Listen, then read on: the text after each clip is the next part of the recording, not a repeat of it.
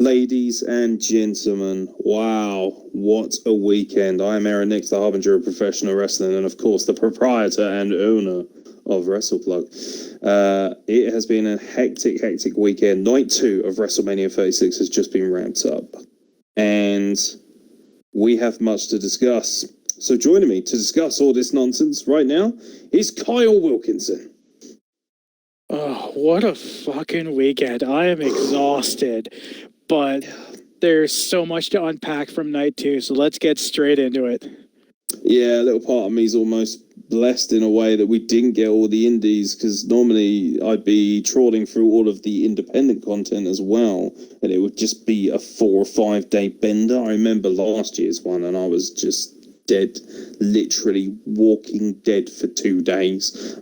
Like, I think SmackDown was still on a Tuesday, and by like Wednesday morning, I was just fried, mate, honestly. Like the undead. It was ridiculous. But yeah, as you know, we covered night 1 last night. That podcast is available. It's also available on YouTube as well, which is cool. Across all our social media platforms, wherever you get your podcasts, you can check out night 1. And I obviously still urge you to do so and try and help us out with subscriptions and whatnot on YouTube and stuff. We're just trying to provide as much content and help people through difficult times. So yeah, we were very honest about what we thought of night 1. So night 2 was one of those things where we wondered which way it would go. And one thing I will say is that we definitely felt that this was a much more stacked card. We felt that this was going to be the night. If they were going to pull a rabbit out of the hat or provide us with a WrestleMania that we wanted, to some extent, this was going to be the night to do it. And wow, I mean,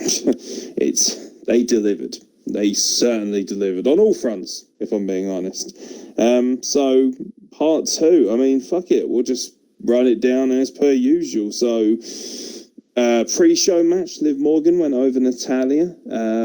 Obviously, it's a throwaway match, but I've got to say, I'm really pleased that Liv Morgan got the nod here. And once again, Natalya, yeah, we give her a lot of shit for the promos and stuff like that, but this is an opportunity for somebody else. And Natalya had a good competitive match with her and ultimately did the job for her. So Liv Morgan, you know, a little bit more stock in Liv Morgan now, and hopefully that's going to parlay itself into maybe a possible rivalry with someone more important down the line, and we're going to see more people being inserted in the women's division.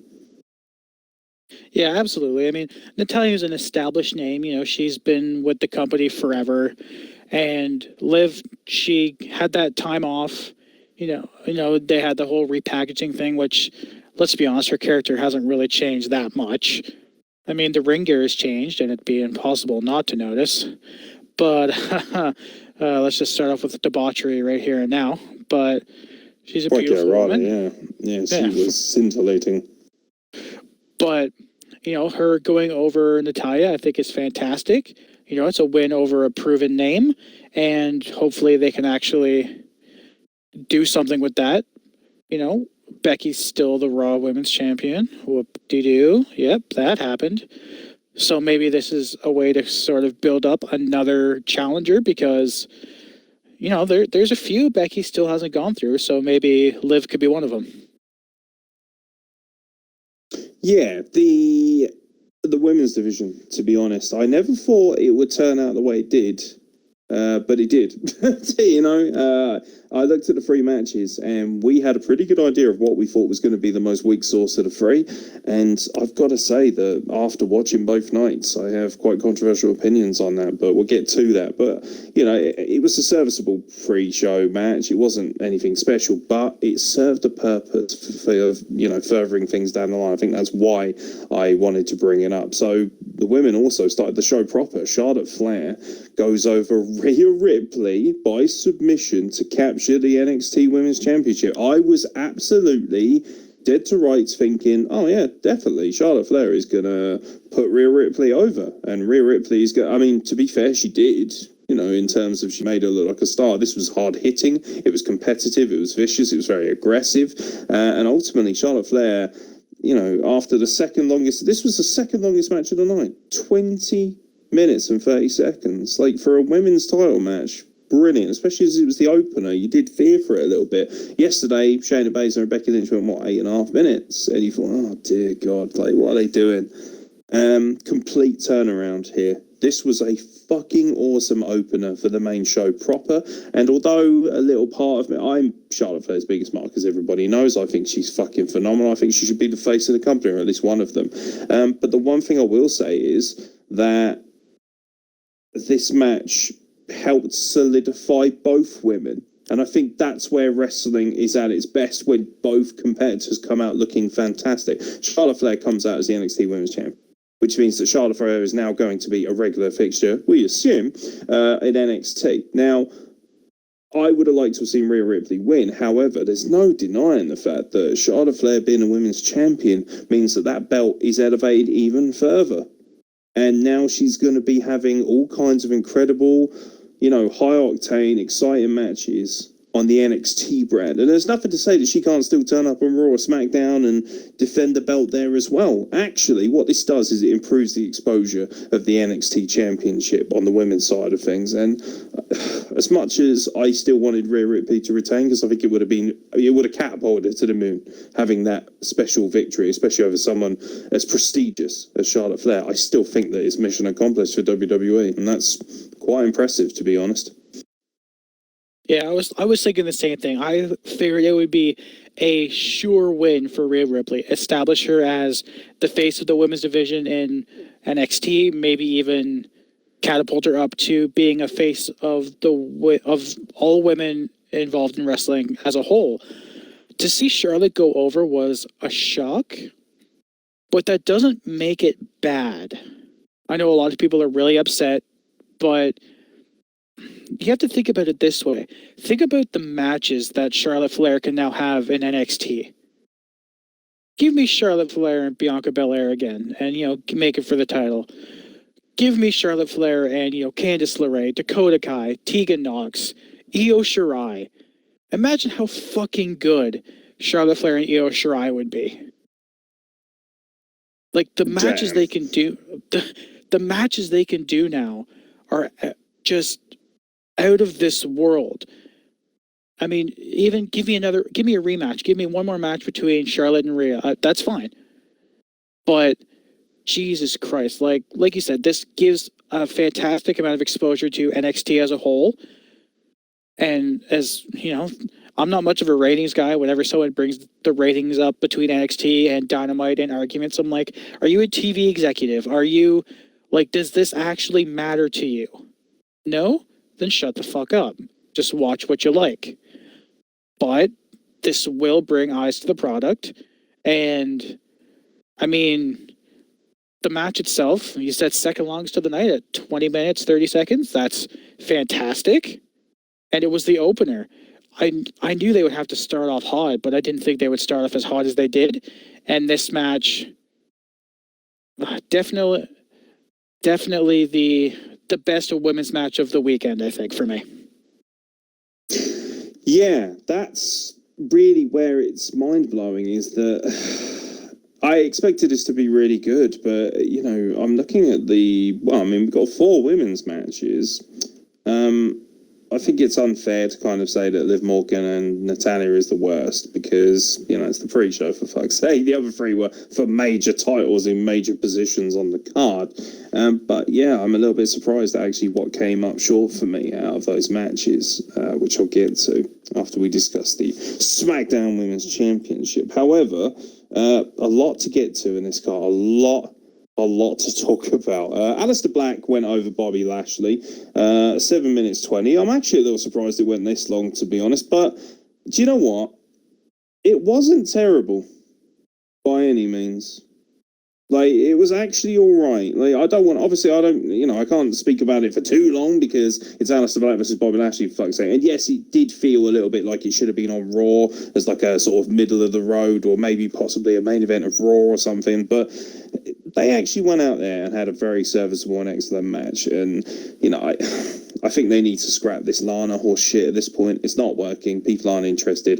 The problem with Bobby Lashley is he's just so void of charisma. But having someone like Lana with him doesn't really get him over in any way. And realistically, I think he only ever came back for Brock Lesnar. So, do you know what? Build to Brock Lesnar versus Bobby Lashley at SummerSlam. Maybe Bobby Lashley come out and say, you're not the man you used to be. Not after what I saw at WrestleMania. Build to something different. But I got to be honest, match looked quite cool. And Aleister Black, obviously, very cool intro, you know. Like the jacket with the horns and stuff like that. A little bit different. I like the more edgier, darker stuff. But yeah, I didn't have a complaint about it. That's one thing I will say. I thought I was going to be like, oh, fucking hell, that match.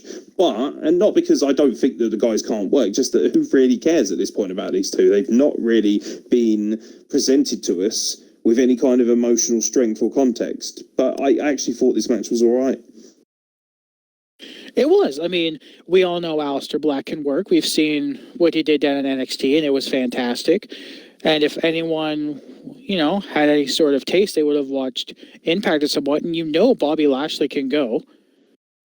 He's a fantastic wrestler. Okay, maybe not fantastic, but he's quite serviceable. He's quite good. He's a fighter, isn't he? He's more of a combat guy than he is anything else. Yeah, let's not get too excited here, Michael.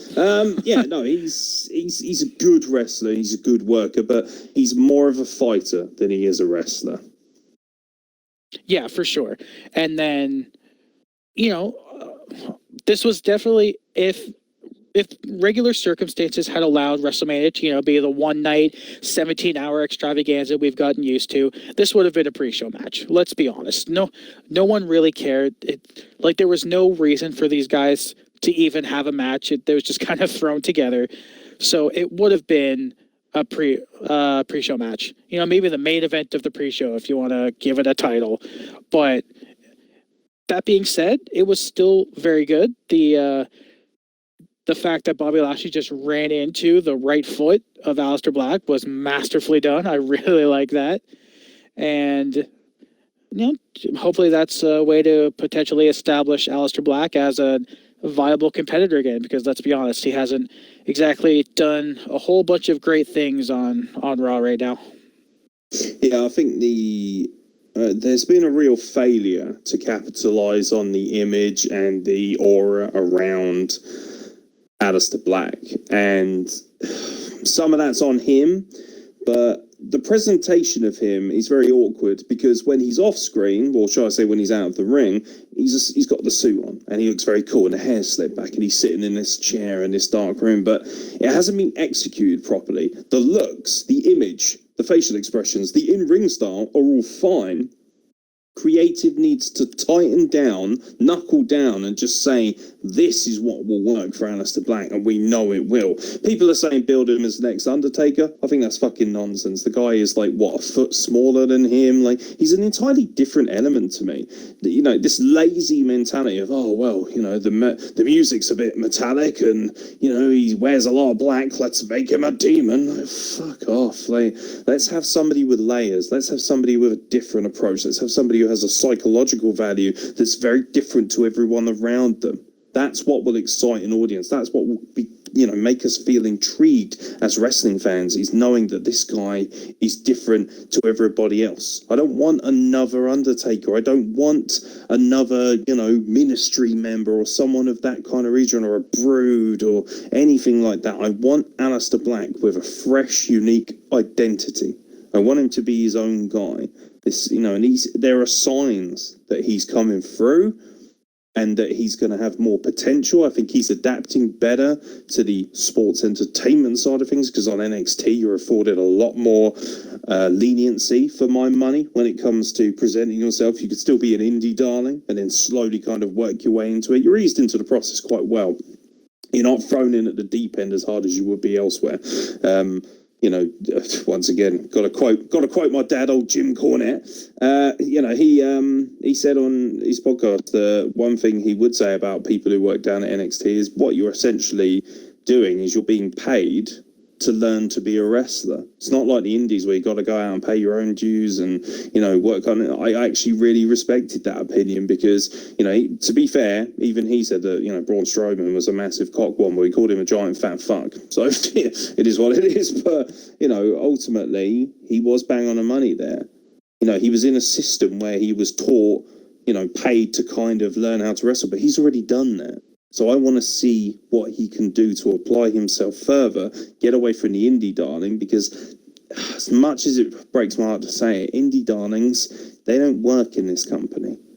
And look at Seth Rollins. He's probably the finest example of that. Tyler Black was an indie darling. Wasn't a great promo guy. He wasn't a fantastic sports entertainer. Now he is, for better or for worse. Sometimes he can get on my tits. Sometimes I find him unbearably boring.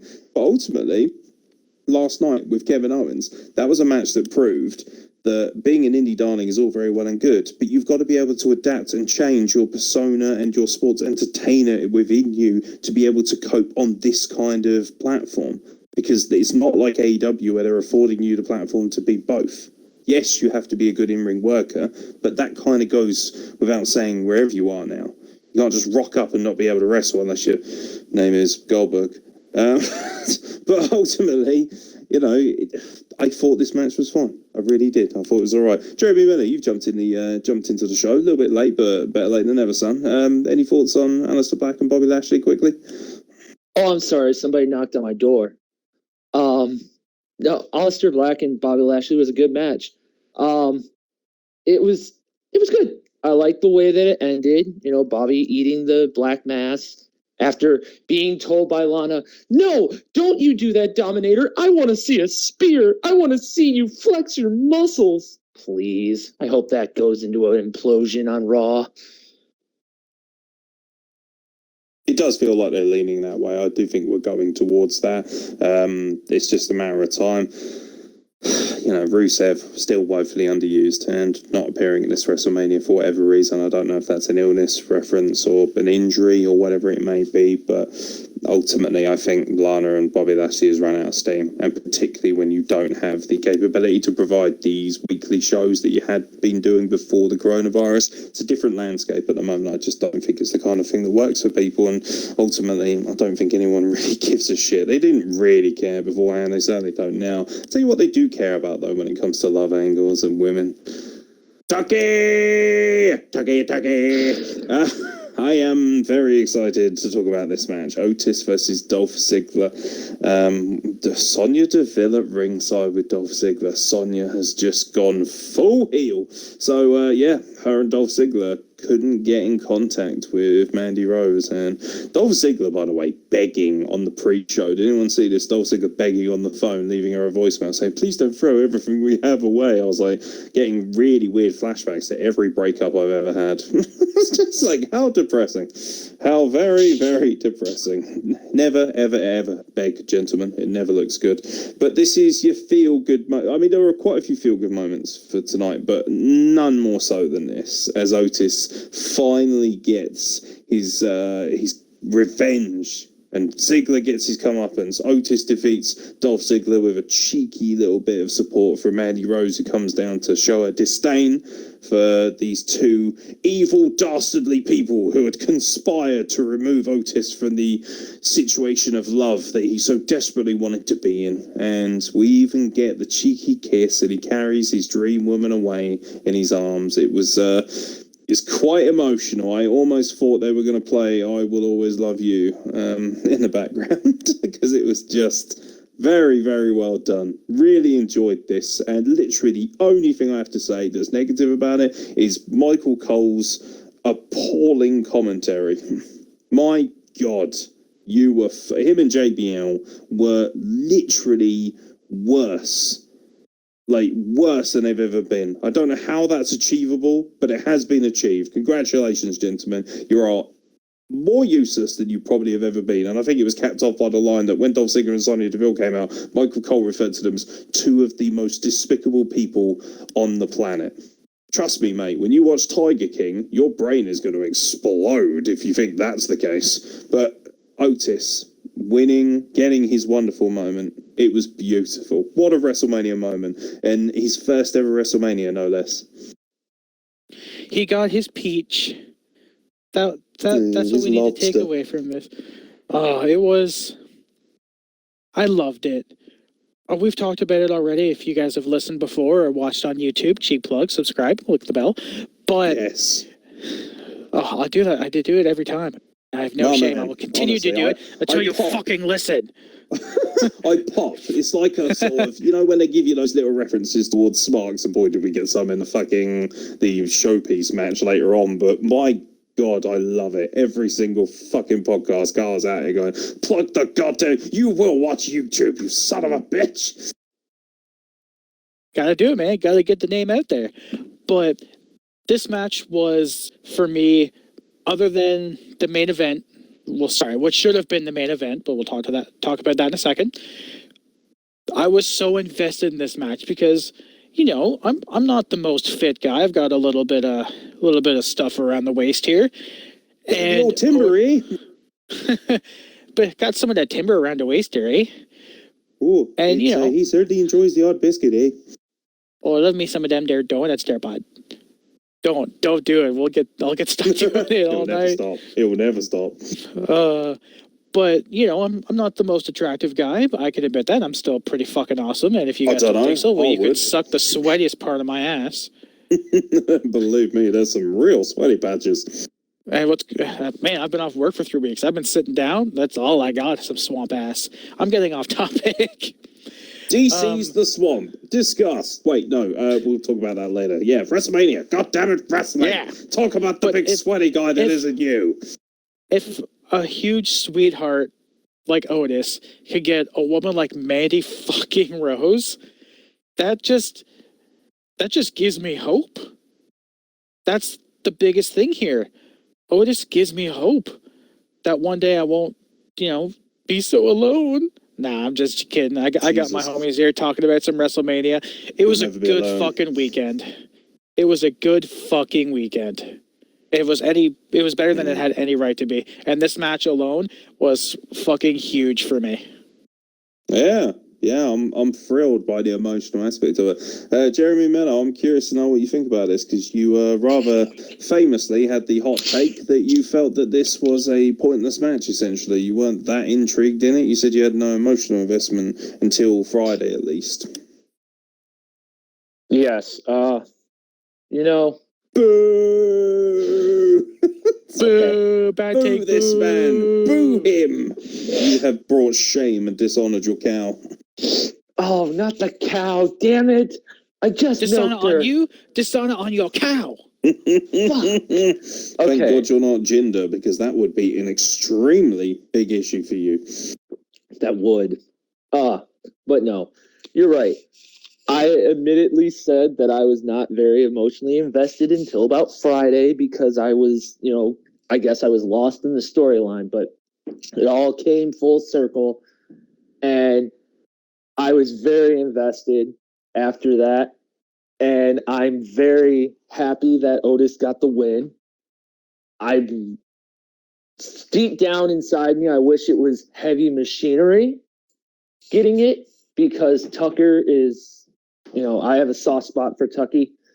I want him to get his first WrestleMania win. Tucky. But we got Otis's first win, which is awesome. I'm so glad that he won and that there wasn't any, you know, carny bollocks that, you know, Sonya Deville fucking low blow Otis and, you know, that would have been it. And no, we got that. But then Mandy came down, beat the living hell out of Sonya, which pretty much ends Fire and Desire. And then we got Mandy just fucking popping Ziggler, and it was like, yes. And then the feel good moment, the kiss. Now, if there was a crowd, it'd be so much better because everybody would be like, oh, that's so cute. But it was good. That was the most disingenuous thing I've ever heard in my life. It was not disingenuous. Yeah, that sounded awful, to be fair. Oh, he hasn't got the emotional range, has he? He's American.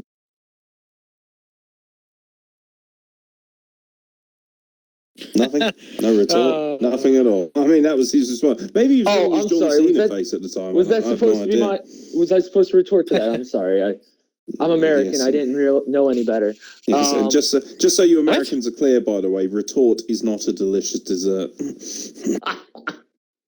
Oh, that's hilarious. No, it is. It is. That's why I'm in charge, because I'm hilarious. Yes, you are. That was great.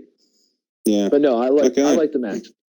Yeah, it was good. It was an excellent match. I loved it. It was that feel-good moment. I think every WrestleMania needs a feel-good moment, and they delivered that. And, following right on from that, it's time for your WrestleMania main event. Nothing else that carries on after this matters. Edge versus Randy Orton, last man standing match.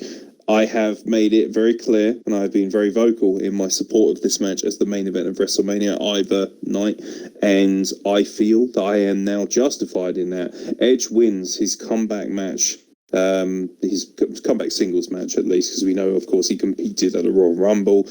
This was his second appearance as a wrestler, in 9 years.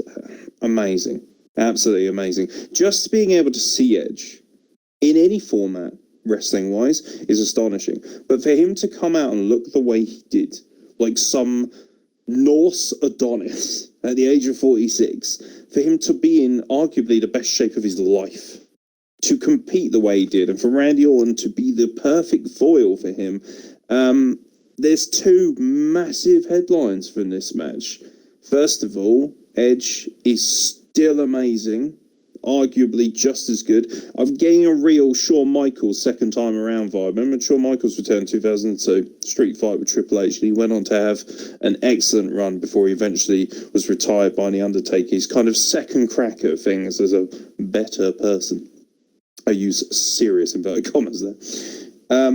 This kind of feels like that, only obviously I love Edge and always have done. He's just a better person than Shawn Michaels. I'm just going to put that out there. I don't think that's that much of a stretch, not at least from my perspective. But the second thing also actually is on the flip side of things, I think this is genuinely one of Randy Orton's best matches he's had in recent memory, maybe in the last few years. I enjoyed his rivalry with Jeff Hardy, I have to say. Remember they had a Hell in a Cell, and I thought that match was excellent. The old screwdriver in the ear, can't go wrong with that. That was so gnarly.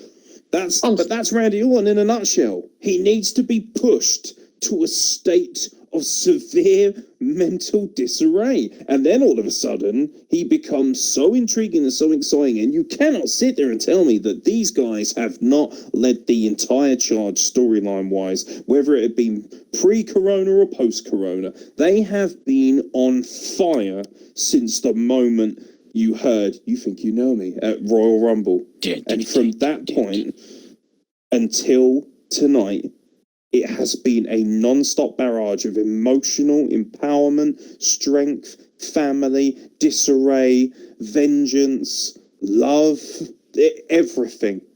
For me, this has been genuinely, in the last 10 years, I would argue probably the best rivalry. I definitely think this is the best rivalry, full stop, that WWE has had since Shawn Michaels in his retirement match, his career versus street match with The Undertaker, and had that incredible promo, that vignette with Placebo running up that hill, which was just mind-blowing to me, and truly followed on from the massive legacy that was the WrestleMania 17 build and Austin versus Rock and My Way. And the vignette that went with this match was utterly beautiful.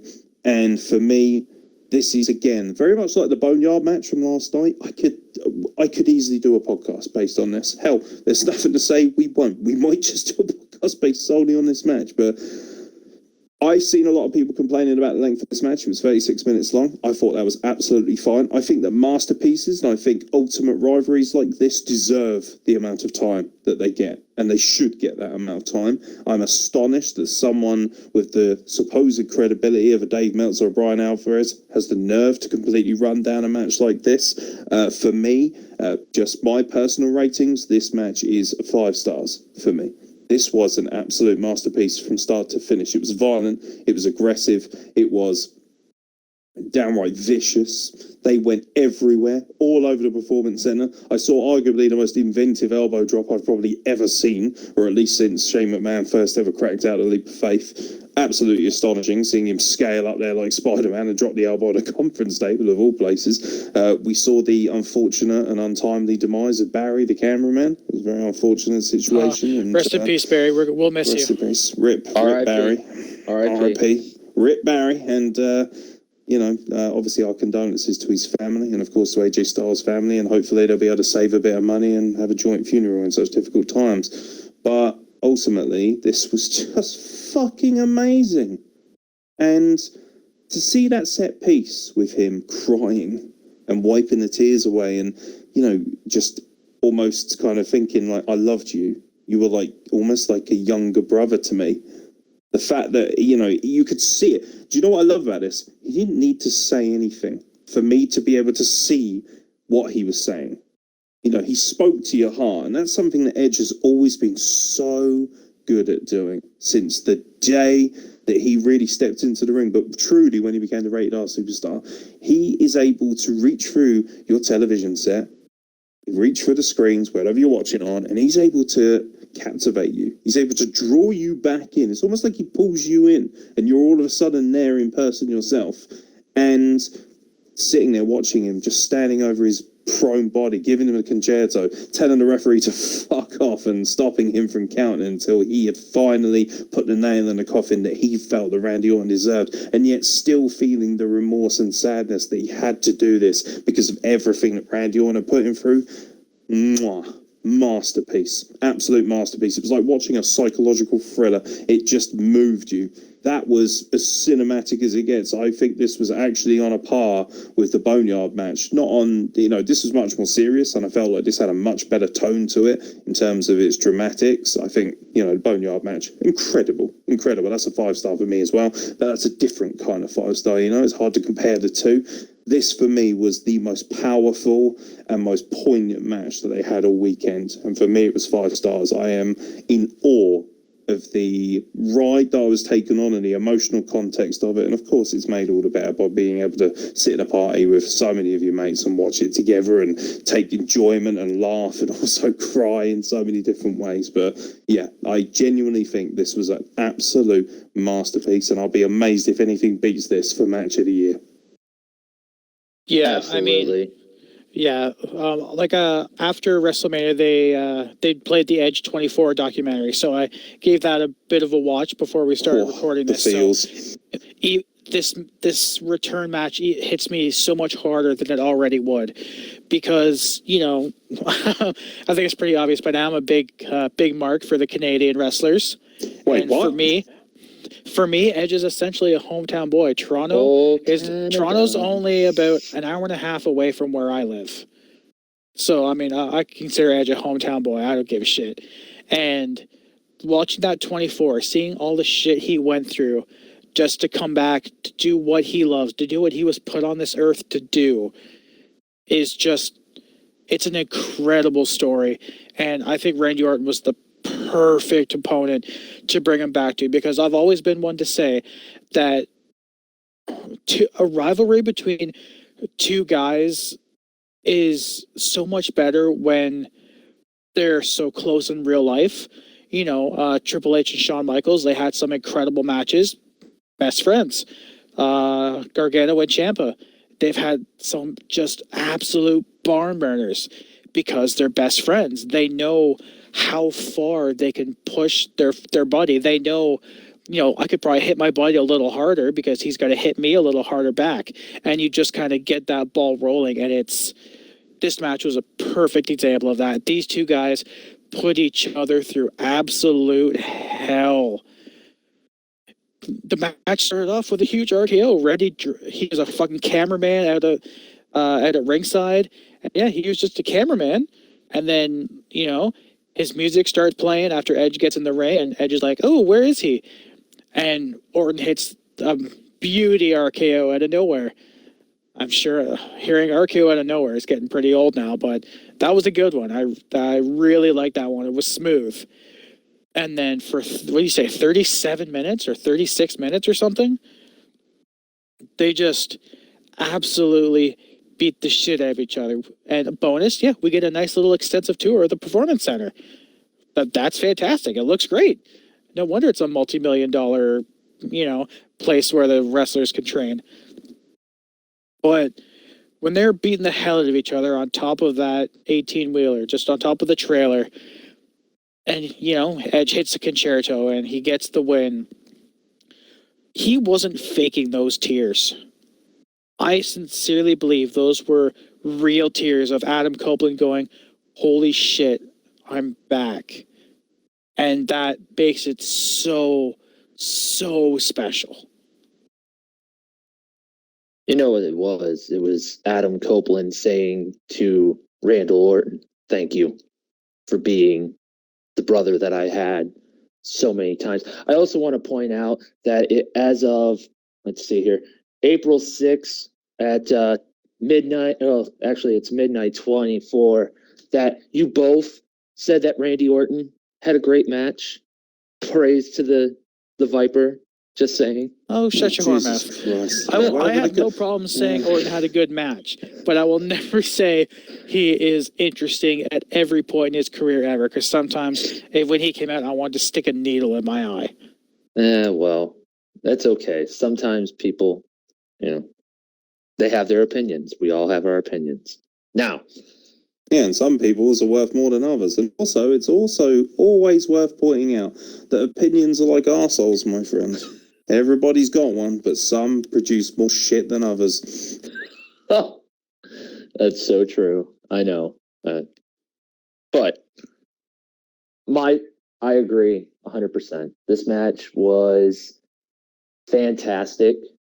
And I'm going to go as far as saying it was the match of the night. Again, R.I.P. to Barry, the cameraman. Poor son of a bitch.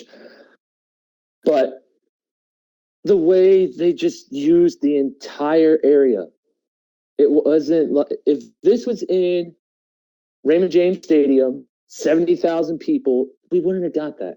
We wouldn't have. They would have been in the crowd. They probably would have used some of the staging or something. Maybe they might have gone over by this pirate ship in the crowd and used that, but they wouldn't have been able to use the entire giant 70,000 seat stadium. Here, they used damn near everything they could to produce a match that was just absolute gold. I said in the Boneyard match that they were painting a picture, and it was the Mona Lisa. This is Michelangelo's David right here. This was fantastic. Very cultural reference from you. I'm surprised by that. It's also I'm shocked and impressed. Yeah, I'm not. Yeah, no, I'm just a little bit blown away by that. So I look forward to hearing him talk about biscuits and gravy in the next segment. But yeah, this is one of those matches. It's like the Boneyard match. I could dedicate, and I can't wait for a few years down the line when me and Carl are doing manic matches or whatever. Just the idea of covering this match, just like we would the Boneyard match and all these. We've been spoiled a little bit, particularly tonight. Absolutely tonight. Last night we got a bit of an entree, we got a bit of a teaser, and then we were given a pretty decent, sizable main course. But tonight it was just a veritable buffet of great moments and great wrestling. And yeah, I'm absolutely thrilled by it. They came out and they hit us hard and they hit us pretty quick. The Street Profits defended their tag team championship successfully against Angel Garza and Austin Theory. We also got a surprise little main roster appearance from Bianca Belair. It's not the first one, to be fair. She's been in the Women's Royal Rumble and stuff like that, but for a lot of people it would have been very cool. And obviously being married to Montez Ford was quite nice. That was at the end of the match when she dispatched Zelina Vega with relative ease, which ultimately she should be doing, to be fair, because Zelina Vega is presented more as a business associate as opposed to a credible athlete. This match was fine. It was a good match. This felt like the match where they said, right, lads, you've only got 6 minutes 20, which is how long it went. Get out there and get your shit in and get it in quick. The one thing this match, however, did do is prove my theory, my Austin theory. I know, right? All day, baby, all day. Montez Ford is ready for the big time. Montez Ford feels like a star, even if he's dragging around rotund LeBron James. No, I'm kidding. he's Angelo Dawkins is good, but I don't think he's close to Montez Ford, and I've been on record as saying that since the day I saw these guys in NXT. It was very evident that Montez Ford. I mean, I actually think Angelo Dawkins is very entertaining. I think he's an excellent mic worker, and I'd actually rather see them sort of maybe push towards him being like a manager that has the odd match and really working more on the side of being kind of like a publicist or a kind of a Robert Blake, so to speak, that kind of character for Montez Ford. I think there's a lot of potential in it, especially with Bianca Belair as well. But they've got an opportunity here to be quite an interesting looking unit, and the Street Profits retaining the Tag Team Championships is not a terrible thing. As much as a little part of me wanted to see Andrew Garza and Austin Theory win, now that I think about it, if they had won, it wouldn't have spoke very well to the tag team division, and once again, it would have gone against what is essentially one of my biggest cardinal sins, and that is two singles guys winning the tag titles, which for me is a big no-no. And I'm still pissed off that, as much as I like Kenny Omega and I like Adam Hangman Page, I don't think they should be tag team champions on Dynamite. But that's another story for another day and another podcast. Tag team title match. Briefly, any decent thoughts on this, or any thoughts at all? I think the match was really good. I mean, Austin Theory showed off like he was planning on doing. He had 6 minutes, and they said, Theory, Garza, do what you want to do. Show your skill, because you guys just got thrown into this. Show us what you got.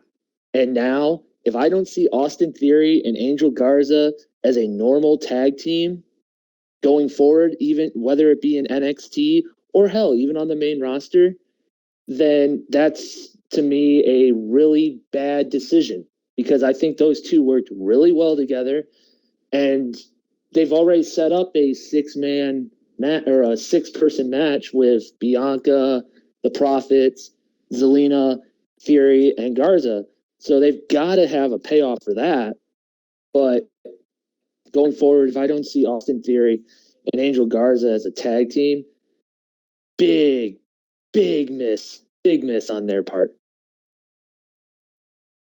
Yeah, I mean, think about it, like Austin Theory and Angel Garza just had a WrestleMania debut and a title match. That's pretty big. I'm glad they didn't win, because I'm with Aeron on this one. I despise two single guys as tag champs. I love Hangman Page. I'm a big Kenny Omega fan, but how were they champs before fucking the Lucha Brothers? But again, we'll get into that some other time. Maybe we'll put that as a rant, a cheap YouTube plug. But every time. But yeah, this match, 6 minutes 20. That's fine. All the guys got their shit in. They looked good. Bianca came out for the save. Montez Ford's a star. Best frog splash in the business right now. Yeah, nice, good, serviceable match. A bit of a nice filler between the last man standing and what came next, which I was actually a very big fan of. And I know, I'm sure some people aren't. Yeah, I have a astonishing amount of interest in this next match. I'm not sure whether you're actually referring to this match or not. The SmackDown Women's Championship match that you I was that match. Oh, good man. So yeah, another surprise here was the fact that this almost went 20 minutes, one of the longest matches of the night. Third longest match of the night, just being picked to second place by Charlotte and Rhea Ripley. I don't normally put too much stock in times, but after watching some of the matches last night and the short amount of times they had, this was much more important to me for this night for some reason, so I just turned into a timekeeper, but it is what it is.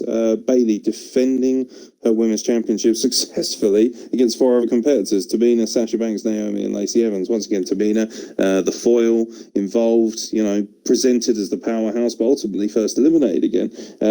But this was a actual banger. This was very impressive, and I'm happy to admit that I thought this was going to be a bit of a piss break match. I thought this was going to be a bit of a joke. I honestly felt, and a lot of that is it's got nothing to do with the capability of the women in the ring. It's got everything to do with the fact that it was built like a piece of trash. This match was announced, 2 weeks ago? Come on, do better. And it was announced by Paige for no apparent reason, because apparently she has the authority to announce.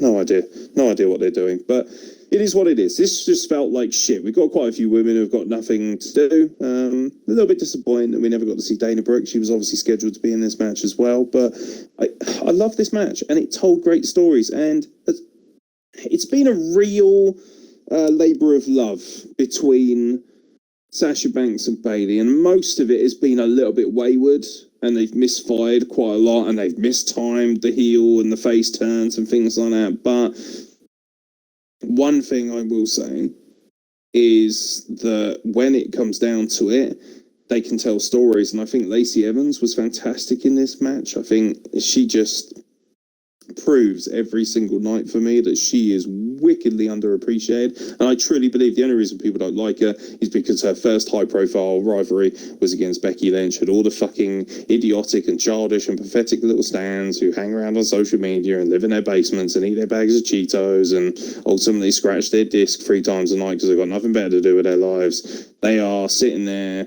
and basically thinking whoever goes up against Becky is scum. Doesn't matter. You could put her up against Mother Teresa and be like, yeah, that Mother Teresa's shit. I read on the data sheets that she sleeps around. Like, it's just ridiculous. People will find anything to shit on somebody if it's up against their favourites. But this match was great. I love the storytelling aspect of it. I love the concept of the fact that, you know, I love the way Sasha Banks got eliminated. I think that was actually one of the best little pieces of storytelling I saw all night from an in-ring psychology standpoint. To be taken out by Bayley accidentally, you know, she was like, what the hell do you think you're doing? And then just being kind of hit with that whopper women's right and put down. And then, you know, still coming back when everyone thought we were going to have the final, you know, the eventual turn that we've kind of been waiting for the better part of 3 years. But yet to still come out of it and support her was great, because you're still left not only wanting more, but also wondering what's next. Maybe they aren't going to pull the trigger. Maybe they'll pull the trigger down the line. Maybe we are leading eventually towards Bayley and Sasha Banks. They could be pulling off a masterpiece of storytelling, because this match was excellent. And it comes down to the fact that all the women involved in it performed at an exceptional level, even Tamina to a certain extent. And, you know, she's a 2-time Worst Women's Wrestler of the Year award, courtesy of our good brother Steve Neal, who is currently on hiatus. Fine choice, sir, fine choice. Although I do question your choice of Sean Spears as the worst male wrestler of last year. That was certainly something that aggravated me, but that's another story for another day. Yeah, even Tamina, for me, put in a reasonable shift. And, you know, she was there to kind of be the monster and then eat the pin. And, you know, it took 4 people to keep her down. So she certainly doesn't look weak. Obviously, somebody in this company has a real soft spot for her, because she seems to attain quite a few opportunities without doing very much, which is fine. It is what it is. But I like this. I actually thought that this was the... Fuck it, I'll say it. I thought this was the best women's match of the weekend. I thought this was better than Charlotte Flair and Rhea Ripley. I like Charlotte Flair and Rhea Ripley, but I thought that this match, from an entertainment standpoint, had more. And maybe that's just because I quite like scramble matches and elimination matches of this kind of ilk. That's no shade at all on Charlotte and Rhea Ripley, because I thought that was an absolute banger. Definitely minimum 4 stars for me, but I love this match. I think this is arguably the best match I've ever seen Bayley in. I thought she was great in this match. I thought everyone was good. And, you know, considering there's no crowd there and no ability to hide, these women laid their shit in hard. Very impressed, ladies. Congratulations. I think my favorite part of that match, it does involve Sasha's elimination. But yeah, it's after Bayley hits her with that wayward knee. And, you know, she's out for a bit and then comes back in, and they're kind of getting in each other's faces. And Sasha sees Lacey coming in. Bayley sees Lacey coming in to deliver the women's right, and she pushes Sasha out of the way. And then, you know, Lacey tries to hit Bayley. Bayley kind of deflects it, and that right hand goes right into Sasha's face. I thought that was so well done. I thought it was just that little touch, and it was absolutely gorgeous. This match itself, I could argue for Rhea and Charlotte as number 1, or I could argue for this one. I think they are top 2, position being easily interchangeable. I'm fine with either, to be completely honest with you. And all 5 women just laid got their shit in. They laid into each other. They all had their moment to kind of be the one standing tall in the ring at some point or another. And it was just a phenomenal piece of storytelling. Whether we get the Sasha turn or the Bayley turn at this point, I mean, honestly, I don't care.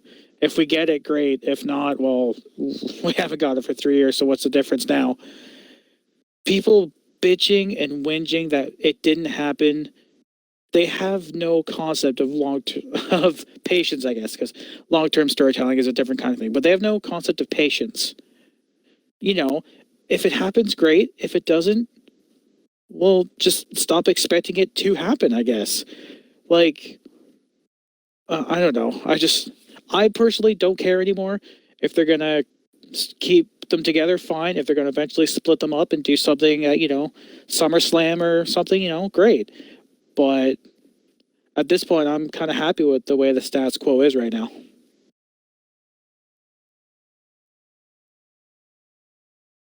All right.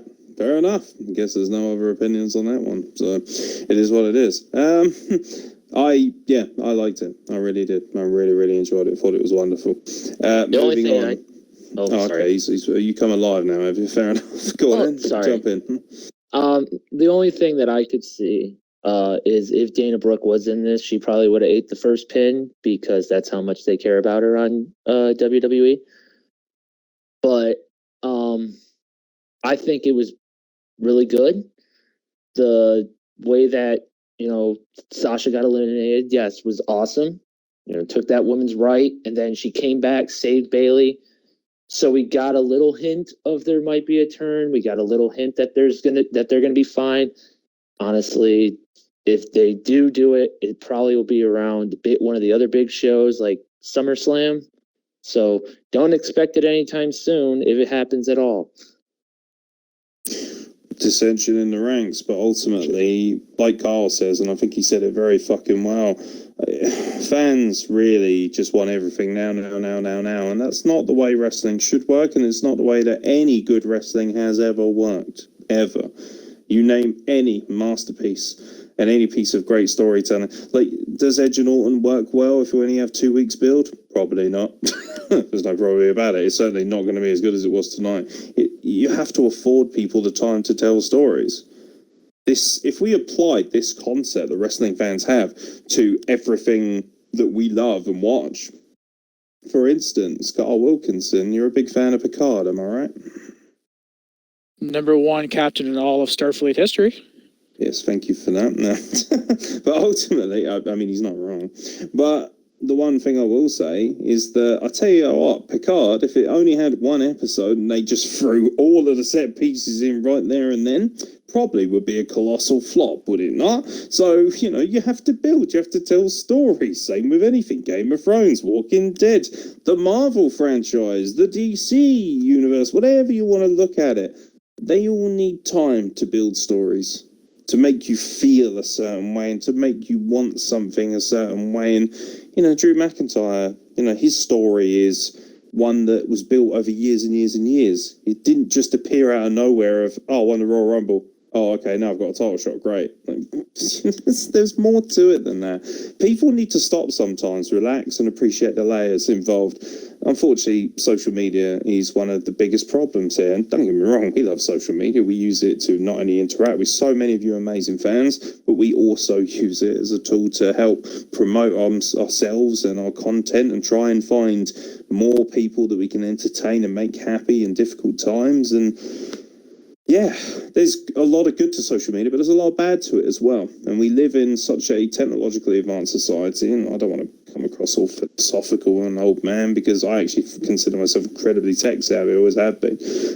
But ultimately, it can be just as damaging as it can be rewarding. And the greatest asset that pro wrestling has ever had in social media and the current technology is also its biggest downfall because it affords so many more people the opportunity to critique and, dissect and micromanage things. It is what it is. It really is. But I liked it. I really liked this women's match. I thought it was, for me, the best women's match. And yeah, the other hot take I had is that out of the 3 major women's title matches, I thought Shayna Baszler and Becky Lynch was by far the worst of the 3. I really do. I don't think it came close to this or Rhea Ripley versus Charlotte Flair. But of course, the Becky Stans will disagree because, their queen won again. Congratulations. It is what it is. But, for my money and for my opinion, didn't come close to the two women's title matches from tonight. This is the part of the podcast where we basically ascertain for 45 minutes and dissect everything that we've seen. We'll try and keep it as brief as possible, but at the same time, we'll also try and give you some very candid and honest opinions. John Cena versus Bray Wyatt inside the Firefly Fun House, so to speak.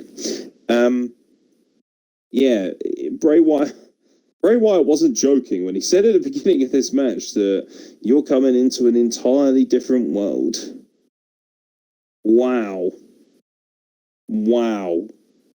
Like, I thought the Boneyard match was something special. And we discussed last night, and so many people around the world have been saying, wow, if that's what, Taker and AJ Styles did offside, what do you think John Cena and Bray Wyatt are going to do? I'll tell you what they're going to do. They're going to open up a slight proportion of your head. They're going to climb inside your brain, and they're going to fuck with literally everything they see until you are scrambled beyond comprehension. But if you are a long-term wrestling fan and you are passionate about this industry and this business and this form of sports entertainment, you will be rewarded like no other. Because for me, and I know there are some incredibly polarizing opinions, this was not only some of the most fun I've ever had in my life as a wrestling fan, as everyone who was in a party will attest to by my hysterical outbursts, but also this was a storytelling extravaganza. For me, the Boneyard match is akin to an Emmy Award-winning episode of The Walking Dead. There's this dark tone to it, but yet it still has some ridiculousness to it. But it never felt comedic. It was a little bit ridiculous in places, but it never felt comedic. It was quite dramatic, the tone of it, the music. This, on the other hand, was like watching Tiger King. This was like watching a wacky, larger-than-life documentary of the history of wrestling presented to you by two fucking grade A lunatics. There's never been any question. I am not a fan of John Cena. I do not like John Cena, the wrestler. I don't really have much of an opinion on him as a person. I think he's a very overblown entity in every sense. But I will say one thing. The willingness to comply with Bray Wyatt's clear creative definition of what he wanted to present to us was fantastic. And because of that, it made it as special as it could be.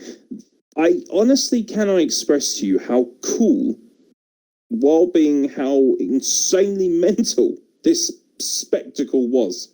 This wasn't a match. This was not a contest.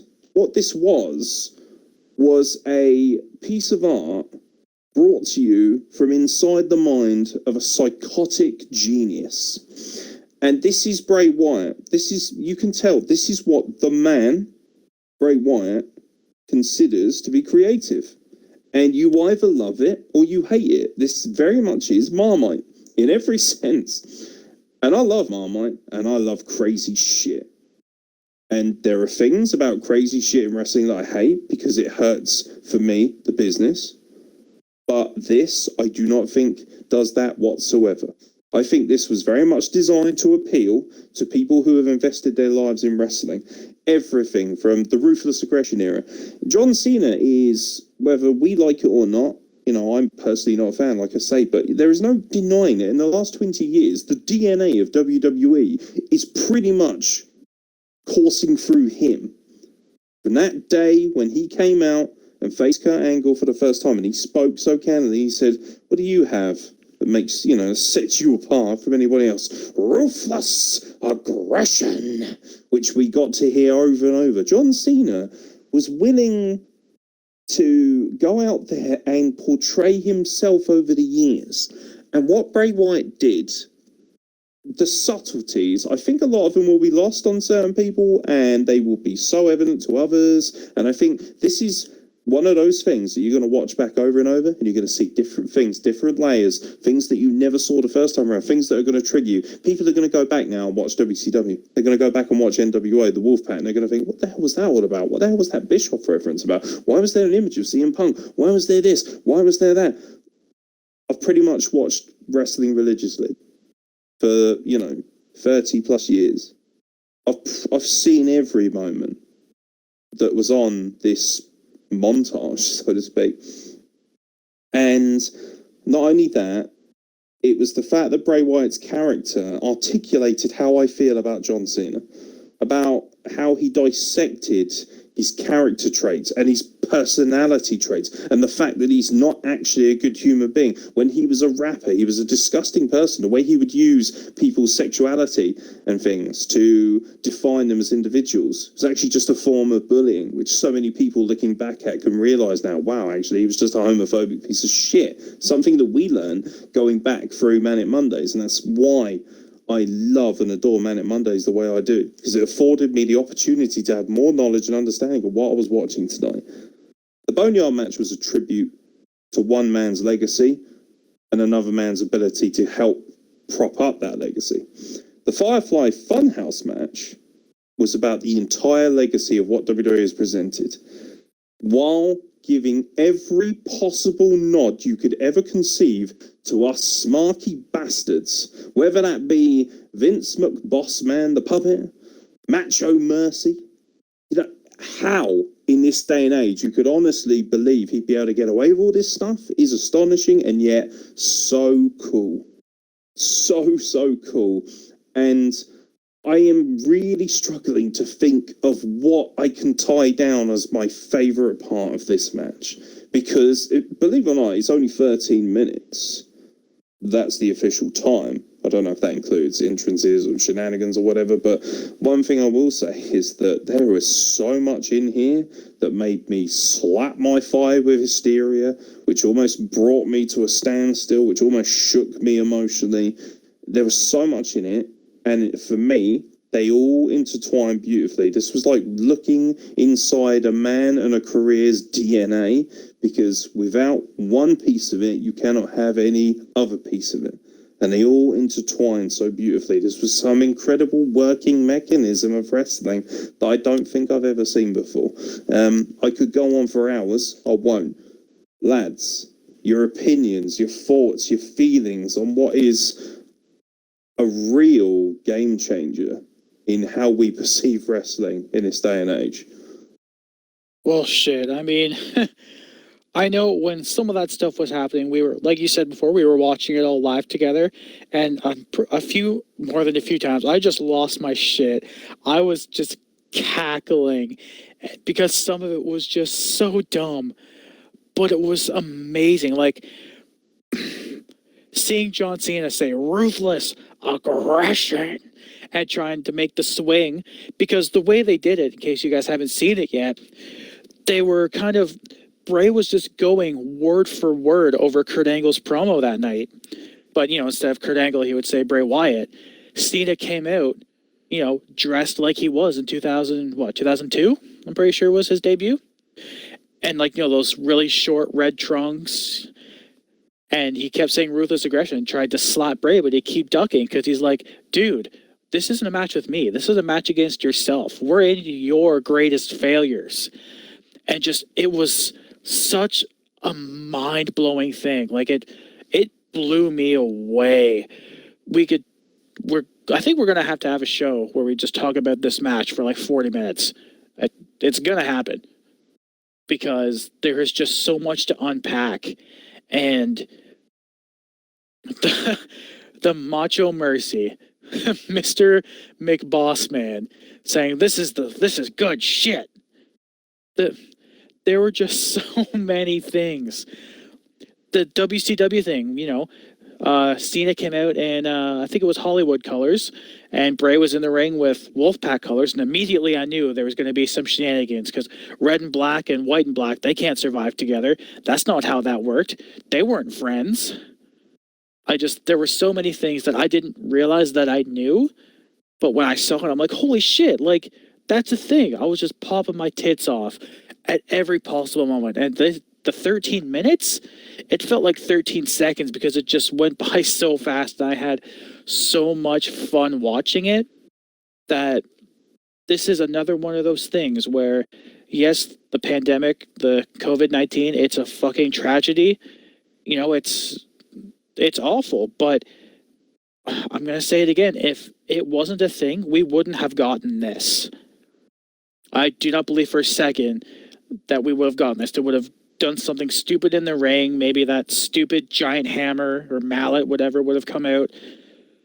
But they had the time and the ability to put all of their money, all of their knowledge of production into these 13 minutes. And it was a masterwork. Absolute mastercraft.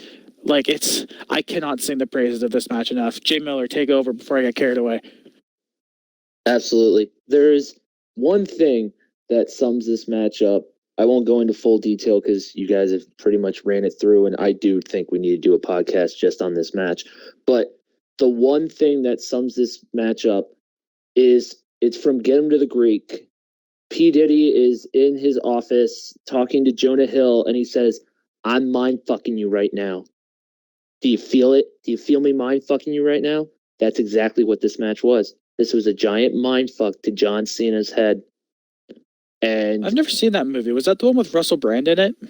yes. Oh, that's why I never saw it, because I think he's a fucking tool and not funny in the slightest. Sorry, continue. Oh, my missus is going to be triggered if she ever listens Oh, to you this podcast. son of She a loves bitch. Okay. Fuck you. Oh my God. No. Just bad. But I seriously would be surprised if we see John Cena again for a while. Like, if this is the way that they write him off for until his Hall of Fame speech, because God knows he'll be in the Hall of Fame, that would be perfect. Because this was just a complete mind fuck of John Cena. How he was a ultimate toolbox in the Ruthless Aggression era. How he was a complete dick when he would be, the doctor of thugonomics. And how he is just a complete ignorant fool, as Aeron has said.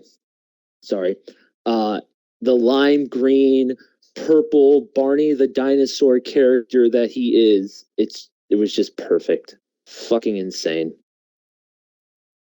What that was, for anyone who may have missed it, was Bray Wyatt unpackaging everything that John Cena has ever been or perceived to be and turning it inwards upon himself. And that masterpiece of a moment at the end when he's got him, when he's turned into the Fiend and he's finally... Like, John Cena was on his knees and he looked like he was exposed, finally, as the human being that so many people think he is. I'm very curious as to whether this will be the end for him or whether they will repackage him finally and have him come back and say, "You've done something. You've done something to me." You know, if I had control of creative, and God knows I have always been a creative person, if nothing else, for better or for worse, I would very seriously be pushing to have John Cena return as either a dark entity or for this to be his retirement. And we know that John Cena is becoming a megastar, a Hollywood star, and he's basically tailgating The Rock at this point in so many ways. And, there's no reason why he may not necessarily be just as successful. And I know that people within the industry speak incredibly highly of him from all these social media and everything that I've consumed and checked out. But I thought this was truly hysterical, moving, honest, and finally, for me, I believe somebody has articulated the feelings of how the angry side, the people who dislike John Cena, I think that Bray Wyatt is the first person to ever truly articulate how we feel in our representation of him. And I've tried to articulate that myself, and I think I've done a reasonable job, but nothing across this level. What a platform to finally basically say, we've had enough of you. Because so many of us have. And it's not necessarily a case of we've had enough of him, but the presentation of him. And this whole thing was a tribute to how he is presented, and to use so many great backdrops, like, Saturday night's main event of WWF Raw in its infancy and WCW Monday Nitro. That was really special. Really, really special that they were able... There were so many nods in there. I even believe the Wolfpack thing was almost a cheeky little nod to the Kevin Nash way because he was wearing Wolfpack colours, which was very interesting. But then Cena came out, of course, as Hollywood. And, which Kyle, to be fair, was right on the money very quickly with. But that was clearly a nod to the fact that, Hulk Hogan was this, he was the face of the company. And John Cena, in many ways, is looked upon as the Hulk Hogan of this era. And Hulk Hogan... Believe it or not, ladies and gentlemen, I hate to break it to you, was a massive cockwaffle for a large proportion of his career, creative control. What? I don't believe you. You liar. Don't you dare. You're Canadian, so they're in no position what to you talking about, brother? Support. Oh, brother, you can't be doing that, brother. That's fine, though. We found an impression that Joey Miller's not bad at. It is what it is. But the fact of the matter is that Hulk Hogan has been predominantly a piece of shit in this industry. And I've been out in front and saying that. And a lot of people are like, how dare you? Yeah, that's great. I thought greatly of Bret Hart like no other when I was a kid. But I'm not going to sit here and tell you that he doesn't have any flaws or character traits that people don't necessarily like. And that's the same with Hulk Hogan. But Hulk Hogan stepped on everybody he could to ensure that he was the only person at the center of attention. And there are certainly traits of that which lie within John Cena, irregardless of the fact that he's probably overall a much better human being than Hulk Hogan was. There's definitely traits of that. There was reference to that, and there's reference to so many things. And we're going to leave it for a specific podcast because I believe it deserves that time to be dissected in a deep way, and I will literally dedicate as many hours as I can to producing a well-edited presentation of how that match not only made us feel, but also the nods to so many different laws and things like that. We'll do our research as well as we can, and hopefully you guys will enjoy that when we present that on YouTube over the forthcoming days, because it's worthy of that. That just leaves one match, and that is, of course, for the WWE Championship. Drew McIntyre. The Scotsman comes good finally, as he steps up to the plate to take on the Beast Brock Lesnar. Paul Heyman, of course, in his corner. They should have renamed this main event Finisher Fest 2020. This was 5 minutes. Yes, ladies and gentlemen, your main event of WrestleMania 36 over the 2 days lasted 5 minutes and consisted of L1, L1, L1, L1 kick out at 1, L1, L1 kick out at 2, L1, L1, L1 new champion. It was not a match.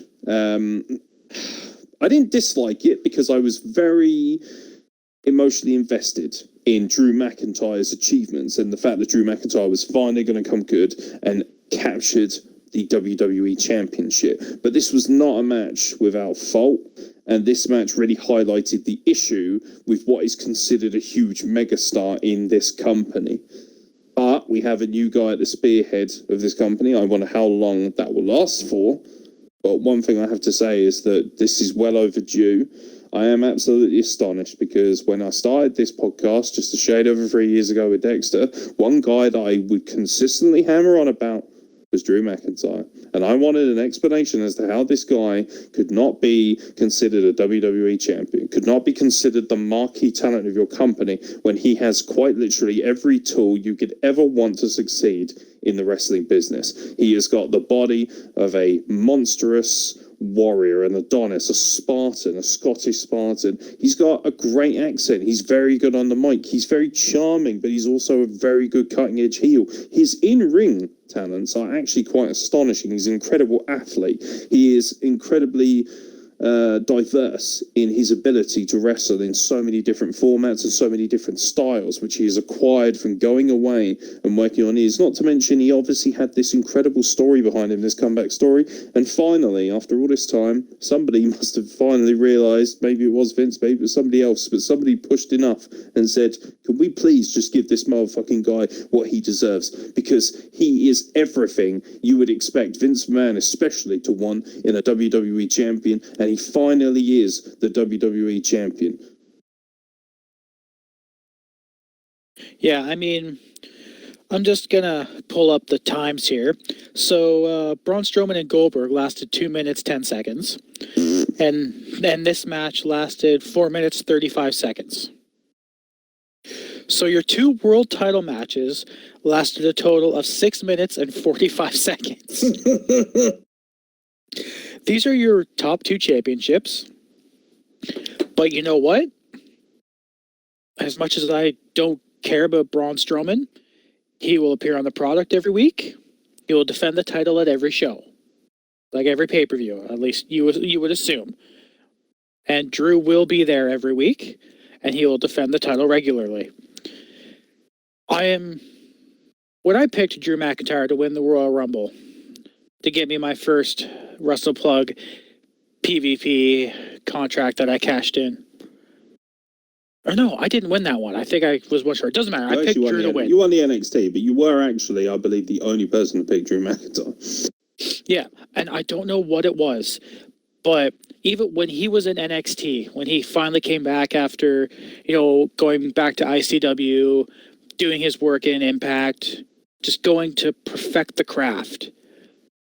When he came back to NXT, to WWE, I was like, there's no way this guy won't be a future world champion. He has to be. When he got called up, he was paired with Dolph Ziggler. Then they kind of had that thing with Strowman. Yeah, that was trash, wasn't it? Jesus, yeah, it was. And now, he is your WWE champion. One of 5 Scots people that are champions in WWE, by the way. That was kindly pointed out to me. Yes. That's pretty fucking cool. Yeah, that's pretty wild. I should just quickly run those down for people. Nikki Cross, one half of the WWE Women's Tag Team Champions, of course, from Scotland. Drew McIntyre, of course, as we mentioned, WWE Champion. Gallus, which consists of Mike Coffey and Wolfgang, are currently the NXT UK Tag Team Champions. Of course, the NXT UK Women's Champion is Kaylee Ray, who was also Scottish and a predominantly strong ICW wrestler back in the day. So that's 5 Scottish individuals carrying a title around in WWE. That is amazing.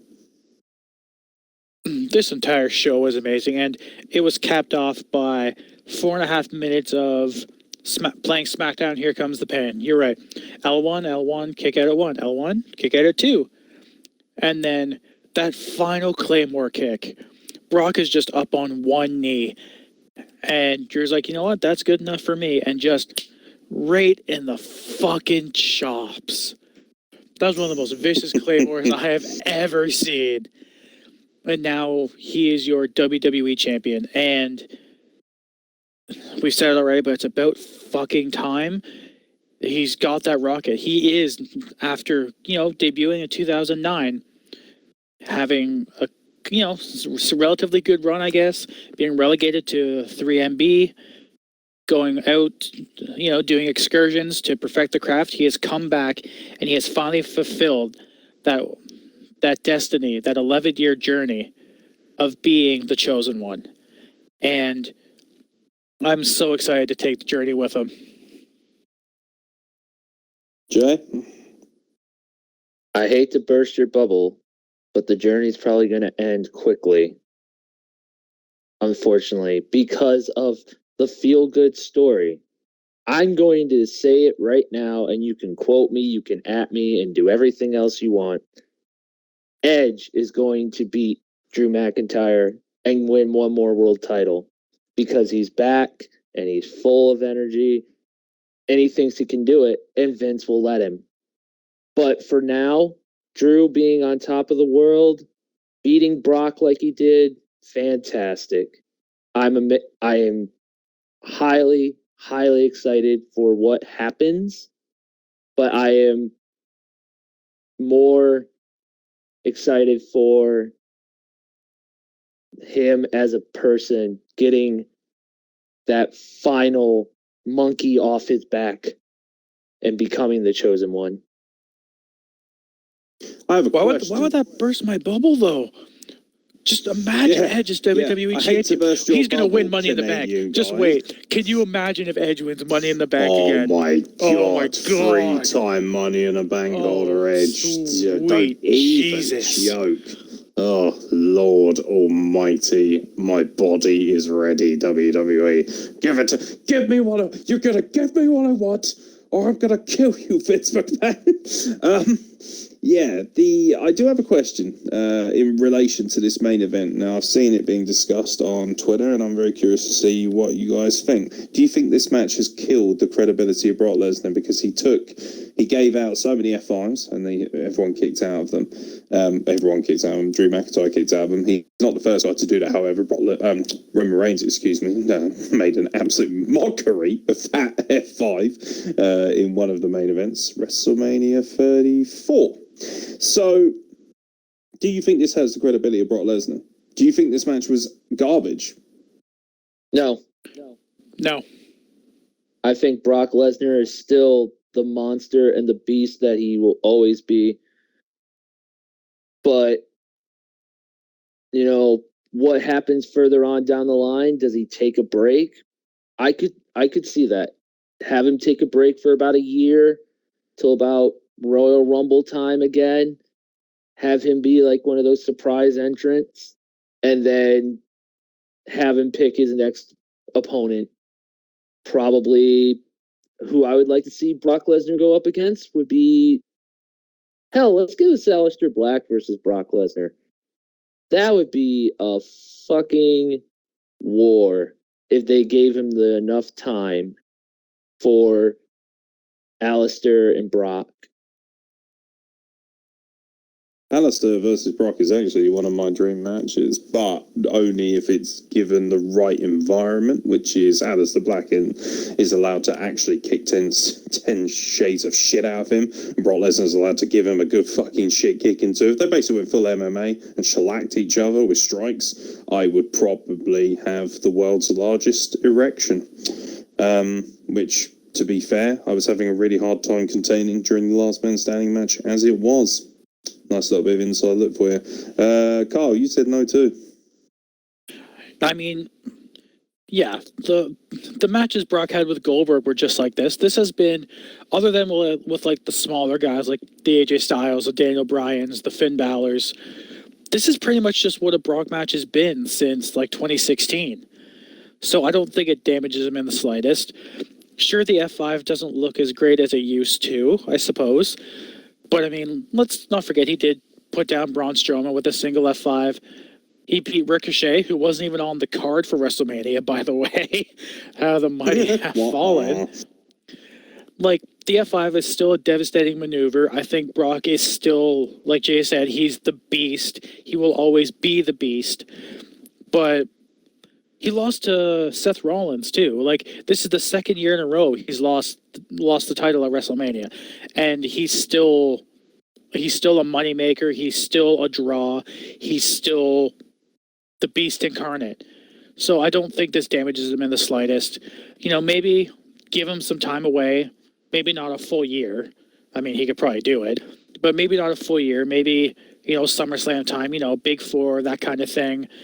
But no, I don't think this hurts him in the slightest.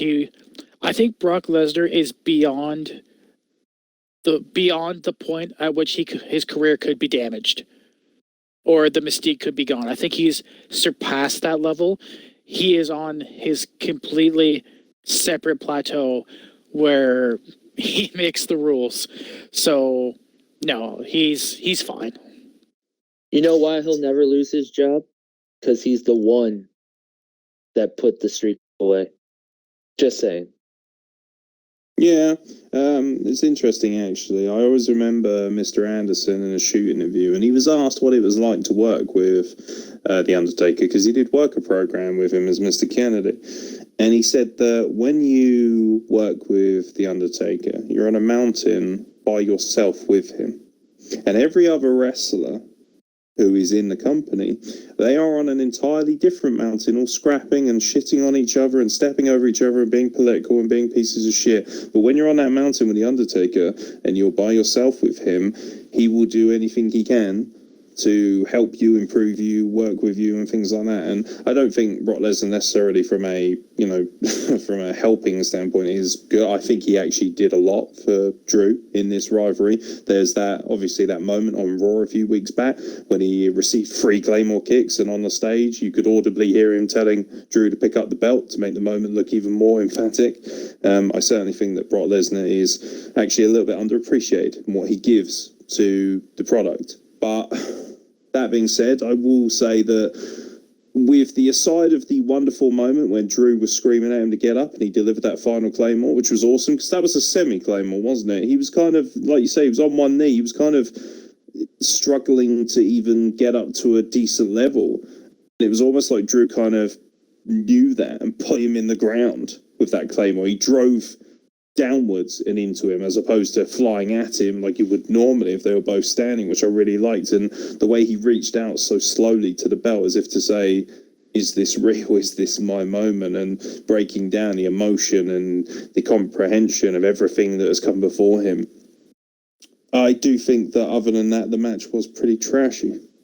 And I don't like the fact that he kicked out and won. And although it made a great spectacle, I don't think that helps in the long run, because if Brock Lesnar faces anyone else who's powerful and strong, I do agree that I don't think he is really in a situation where he can ever really lose his credibility now, because he is so strong. And obviously the streak is, the capped off moment for now. I think once you've got that under your belt, it's very difficult to displace you full stop. And I think that's very much been the case. And we've seen that with Brock Lesnar, because since that moment, he's pretty much been infallible. But I do think that the way they presented him, I mean, you can't really shit on Lesnar, can you? In the last year, right, let's go back to last year's WrestleMania. He opened the show against Seth Rollins, he got kicked in the dick, and he lost his Universal title. He then won it back with, he won Money in the Bank and cost my boy Ali the opportunity to be Money in the Bank, Mr. Money in the Bank, which really fucking pissed me off because it's Ali. But he then provided us with an astonishing level of entertainment, and he was actually really good value for that. Who can forget Brock Pie?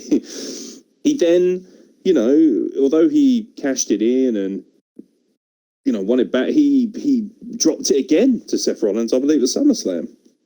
And I know he buried Kofi Kingston, so to speak, on SmackDown, but come on, what was he going to do? He wasn't going to just rock up and have a 20-minute competitive match with Kofi Kingston, because WWE certainly won't go into allow that. It felt almost like they had given Kofi Kingston the title out of pity, and then we fast forward to the Rumble, and here he is again, and he's working fucking hard, and he puts over so many guys en route to getting his face smashed in, and he put Drew McIntyre over like nobody's business at that Rumble. And then we fast forward, and every single week he's done something, and Paul Heyman has helped. I actually think that Brock Lesnar has given a lot back to WWE in the last year, and I hope that people will actually, get off their high horses, get out of their emotional states, and recognise that. But I am frustrated when I see these ridiculously short matches, because for the longest time, and especially when I was young, it was a monumental occasion to see the WWE title defended at any pay-per-view, especially WrestleMania. And I think about all my favourite ever WWE title matches at WrestleMania. Austin versus The Rock, twice, 15 and 17. I think about Triple H, in that Fatal 4-Way at WrestleMania 2000. A lot of people don't like that match, but I like the kind of, the hysteria around it. But then you go back and you look at some of the great matches, and Undertaker versus Edge for the world title. And so many great matches. They all were long competitive matches. The Iron Man match, there were so many great moments, and the belt was so prestigious. And it would take incredible, superhuman efforts for these guys to, displace that generation's champion, and it does feel like that art has been lost a little bit. The Universal title is a fucking joke. I've made that very clear, and I made that very clear on last night's podcast, and I will continue to hammer that home because it's true. But the WWE title, it's not a joke. and it certainly has a certain amount of prestige to it, certainly more so than the Universal title ever did. But I can't help but feel that it could be so much more if they allowed their wrestlers the opportunity, or even so much as forced them to go out there and work better matches. And I can't help but feel that Drew McIntyre and Brock Lesnar could have had at least 10, 15 minutes. And I truly believe, because people say, and I know you've said as well, Carl, that Brock Lesnar gets gassed after 5 minutes. That's kind of true. But at the same time, I have seen him have good matches. AJ Styles, Daniel Bryan, those matches went longer than 5 minutes. Even Finn Balor. I am a little bit disappointed that the WWE title, especially after what we saw in that incredible, Firefly Fun House match, it is kind of deflating to know that the WWE title changed hands in just 4.5 minutes. Now, it was the main event of WrestleMania, and I would have liked to have seen a little bit more, but it certainly doesn't take away from the magic and the joy of that moment. And I can't help but feel that if this had been in front of 70,000 people, the way it was done, it would have been just that little bit more special for Drew. But this is as good as it could have got for Drew without a crowd, I think. And I am grateful for that. And ultimately, I have to say, the night two of WrestleMania, considering all the surroundings, it's very hard to be able to sit here and now compare this Mania to other Manias. And I think we'll do a separate YouTube rant and a separate podcast on where it sits in the rankings.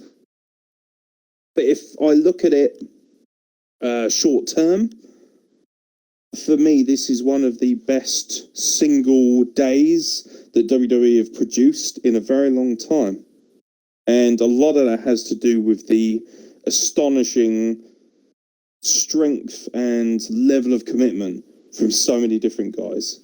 And there were 3 or 4 matches here that could easily run away with themselves and be regarded as 5-star matches or 5-star moments. The Firefly Fun House was incredible. Edge versus Randy Orton was easily a match of the night for me from a wrestling standpoint, and was a 5-star classic for me. And then, of course, 2 incredibly competent and excellently executed women's title matches. And the filler, the undercard, things like the tag team title, Bobby Lashley versus Aleister Black. Everything worked. There was not a single bad match tonight. And when you consider that last night we had a plethora of mistakes and terrible matches before we were given 2 really special moments, it's kind of cool. And I got to say that this has been one of the happiest times I've had as a wrestling fan, and being able to watch it with your friends, obviously, and doing a podcast with you guys is ultimately what really makes it that cool. But I really fucking enjoyed tonight, more so than I ever believed I could. And I think one of the real keys to success with WrestleMania is actually expecting it to be dog shit, because if you do, you'd be amazed how happy you are when it's good.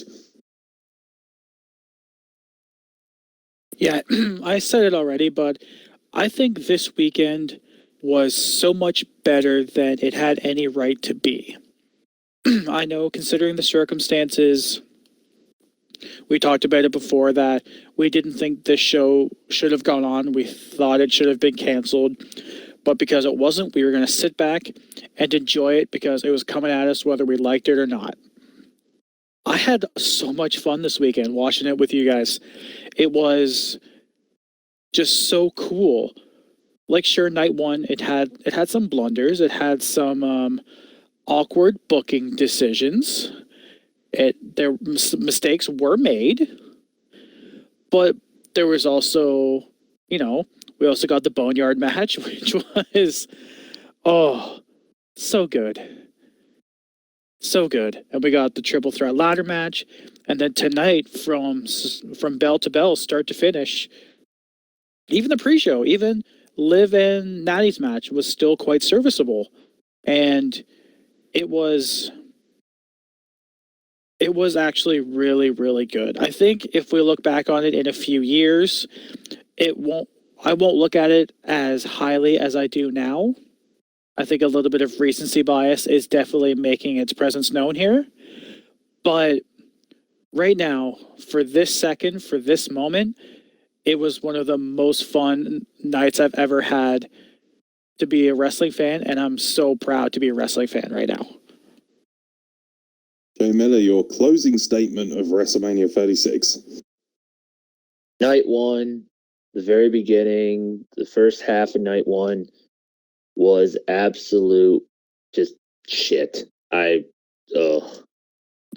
we strike that one from the record? Let's strike that half from the record books, and then take the other half of night one and day two, throw that all together, and there you go. That's great WrestleMania.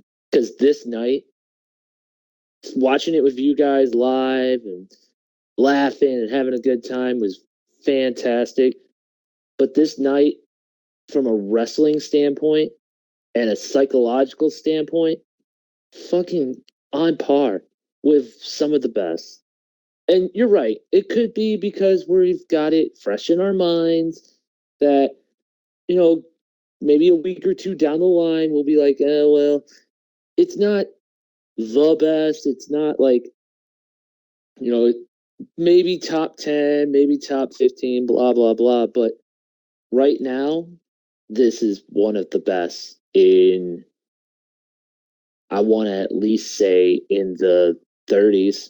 Like from 30 on, this is probably the best one just this night. Yeah, it was a roller coaster ride, and despite everything that's going on in the world, despite how difficult it is for so many of us, and despite how much it's escalating in other places and it's stabilizing in other places, I still don't truly believe that WWE did this with our best interests at heart. You got to keep the money rolling in, but it has to be said, irregardless of what their intent was, that they produced and provided an astonishing level of entertainment over 2 days. And a lot of people have smiles on their faces and have enjoyed things. And, I, like everybody else, have spent the majority of my time indoors. Stay at home is what they're saying. Wash your hands, shut your ass, all that stuff. And other than really going out to see the horses, I have pretty much been hunkered down in my front room, working hard, doing my workouts from home, and, trying to provide as much content as possible, learning an astonishing amount about this podcast as I go. And this, just like it has for so many people, provided an incredible level of entertainment and joy over this weekend, which I really didn't expect to get. And I got to see things that, in a weird, sadistic kind of way, because of COVID-19, I got to see that otherwise I would not have seen, aka the Boneyard match, the Firefly Fun House, and other elements of WrestleMania. And I had a great time. And I think night two, for me, stands out as one of their great individual shows. Can you compare it to other WrestleManias? I mean, sure, you can compare anything to it. I'd like to think that it stands alone as this different entity, as its own anomaly. And I think, obviously, when we look back in history and when this is all blown over, people will remember WrestleMania 36, where there were no fans, but there was an astonishing amount of content.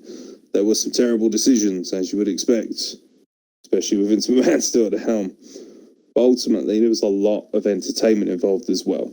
And that is probably the most crucial thing I can say about the whole process. Before we wrap things up, a few quick little tidbits from our listeners. Let's have a gander straight to the Twitter sphere to find out what people thought of WrestleMania 36. Like I say, only a couple. Unfortunately, not nearly as interactive as it was last night, but that's understandable. You're probably all exhausted and needed to go to bed, and I thoroughly appreciate that. Let's have a look at Taliason. Charlotte Flair is simply the best. Edge and Brandy are warriors. Bray Wyatt is a wrestling god. He certainly is now, young sir. WrestleNalia. My favourite anti-cursing individual. Edge is my goat. I didn't even notice the time I was that invested and emotional. It was perfect. Yes, it fucking was. I agree. More swearing the better. Charlotte and Rhea were amazing. Yes, they were. She was always going to win that. Some people are mad, but then they shouldn't have wanted Charlotte to pick the NXT belt. It's Charlotte Flair. Yeah, I agree. full-heartedly with all those, although I must admit, I was a little bit surprised that she didn't win. But the Funhouse was so unbelievably entertaining and fun, and as a Bray fan, since the Husky Harris days, it was amazing to see the flashbacks to 6 years ago in particular. To see that be redone was awesome. And the flipping of Cena's speech to be about himself, oh my God, fuck yeah. Language. I was in full agreement. It blew my mind. It really did. And finally, Diva Cake has checked in. Quick one because I'm tired. Oh boy, we all are, my friend. I really enjoyed the opener. I thought Rhea and Charlotte was great, and by far the best match of the weekend. Wow.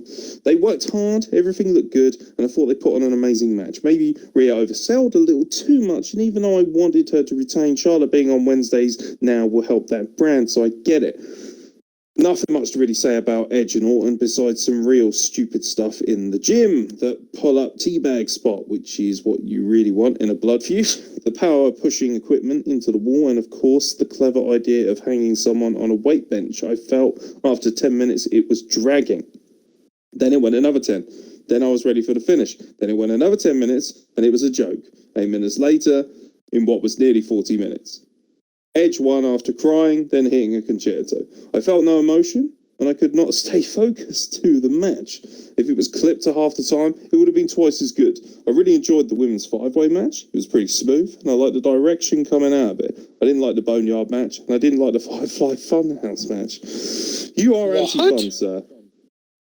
Do you remember last night he spoke about how he didn't enjoy the Boneyard match, and he said he sounds like an angry, miserable guy, but you know, ultimately it was his opinion. The one thing I do like about Diva Cake is that he gives you a very eloquent and understanding reason as to why he has the opinions he does.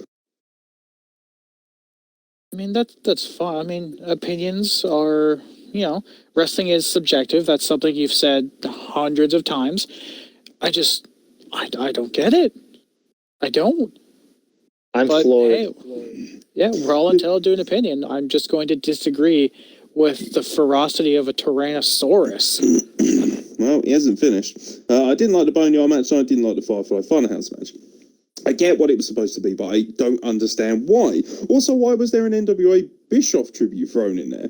What was the official time and finish of the match? Question mark. Main was fine, better than Braun on the night before. I thought they might delay the crowning of Drew McIntyre for a more suitable day, but they put him over here. I just wanted a little more for him. But he got his moment. LOL. Keep up the good work and keep putting out podcasts. I enjoy your stuff and the time and effort that you guys put in. Thank you very much, sir. I really appreciate that. Yeah, at the end of the day, it's a polarizing opinion, but I really respect the fact that you're willing to stick your neck out there and say that. And, you know, do it eloquently and not like a colossal online douchebag. So kudos to you, DVK. I think we'll leave it there. It's been a whopper podcast, an hour and 40, an hour and 45 of WrestleMania review. I hope you guys are enjoying it. I hope you guys are checking it out across all these social media platforms, whether that be YouTube, wherever you get your podcast. This podcast is available. Carl Wilkinson and Jeremy Miller, thank you for joining me to discuss WrestleMania 36. What a weekend, boys. Thanks for having me, mate. I am so exhausted. It's been a long, long weekend, but I don't think I would have been happy to spend it any other way. Yeah, it was a blast, guys, and I would not have been able to enjoy it as much as I did without you guys there, so I appreciate it all. Yeah, I echo that sentiment, and thank you to Cameron, and thank you to Jack as well for joining us in the party chat, and a few other guys as well who chipped in and out at times to chat with us. It was a really good time, and it was great to kind of bring a little bit of socialism and a little bit of enjoyment and unity in a very difficult time for so many people. From myself, Aeron, from Carl Wilkinson, from Jeremy Miller, thank you very much for listening to our WrestleMania 36 Night 2 review. Don't forget that Night 1 is also available. You can check that out wherever you get your podcasts at Wrestle Plug. At Wrestle Plug, on all social media platforms. If you've got anything to tell us, anything to say, any suggestions on what you'd like to hear or see on our YouTube videos and our future content, we will have plenty of content still coming this week, ladies and gentlemen. Just because WrestleMania is done does not mean that wrestling is done as a whole. Raw will be tomorrow night. We'll be covering that for the YouTube channel. We still have a State of Wrestling address every Thursday or Friday, weekly, as you would expect. And we've also got quite a few wrestler interviews coming too. So plenty to get your teeth into, to keep you entertained in difficult times. And as always, I always echo the sentiment that if you need anything, if you're struggling with socialism or the ability to talk to people, Wrestle Plug is available to you on a multitude of platforms, and it will continue to be so for free forever. As simple as that, really. Or at least until I finally, pop my clogs. Which, to be honest, if they continue to keep giving me heart attack wrenching moments like the Firefly Fun House, is probably going to be sooner rather than later. But from all of us here at Wrestle Plug, thank you very much for listening. Enjoy your week, gang. Look after yourselves. Stay safe. Stay at home. Wash your hands. Practice social distancing. All that boring stuff. I know it's tedious, but it will save lives. And ultimately, it will help us get through it a lot quicker. Be safe, gang.